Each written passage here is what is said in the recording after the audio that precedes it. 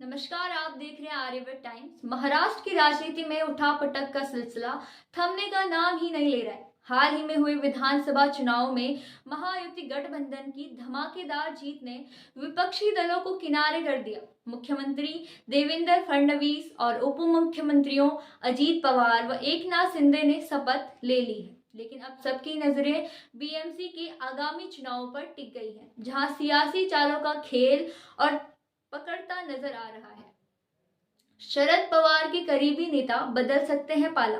खबर है कि एनसीपी प्रमुख शरद पवार को बड़ा झटका लग सकता है। उनके पुराने साथी और जलगांव के पूर्व संरक्षक मंत्री गुलाबराव देवकर की अजीत पवार गुट में शामिल होने की अटकलें तेज है। हाल ही में देवकर ने एनसीपी प्रदेश अध्यक्ष सुनील तटकरे से मुलाकात की, जिसके बाद चर्चाओं का दौर शुरू हो गया है। इस मुलाकात का नया नतीजा निकला यह अभी साफ नहीं है, लेकिन सियासी गलियारों में यह चर्चा गर्म है कि देवकर जल्द ही अजीत पवार के खेमे में जा सकते हैं। यदि ऐसा होता है तो यह शरद पवार गुट के लिए न केवल राजनीतिक रूप से बल्कि उत्तर महाराष्ट्र में उनके प्रभाव के लिए भी एक बड़ा झटका साबित होगा।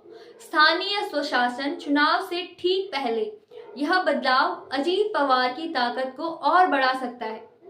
5 दिसंबर को मुख्यमंत्री देवेंद्र फडणवीस और उप मुख्यमंत्रियों की शपथ के साथ ही महाराष्ट्र में सत्ता का संतुलन बदल चुका है। महायुति गठबंधन की जीत ने विपक्ष को बैकफुट पर ला दिया है। विधानसभा चुनाव में महागठबंधन ने 288 सीटों पर भारी बहुमत से जीत हासिल की। अब सबकी निगाहें 3 दिवसीय विशेष सत्र पर है, जिसमें नवनिर्वाचित विधायकों को शपथ दिलाई जाएगी और विधानसभा अध्यक्ष का चुनाव होगा। जलगांव की राजनीति में भी बड़ा सियासी घमासान देखने को मिल रहा है।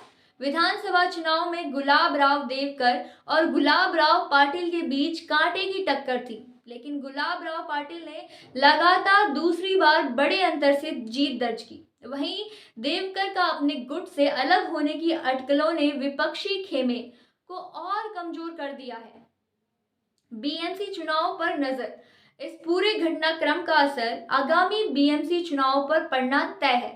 महायुति गठबंधन की हालिया सफलता ने उनका आत्मविश्वास बढ़ाया है और अब अजीत पवार का गुट शरद पवार खेमे को कमजोर करने में कोई असर नहीं छोड़ रहा है। वहीं बीएमसी चुनावों में मजबूत पकड़ बनाने के लिए सभी राजनीतिक दल रणनीति तैयार कर रहे हैं। महाराष्ट्र की राजनीति इस समय एक बड़े बदलाव के दौर से गुजर रही है और हर दिन नई सियासी चालों के साथ यह लड़ाई और दिलचस्प होती जा रही है। तो ऐसी ही खबरों के लिए जुड़े रहिए आर्यव्रत टाइम के साथ।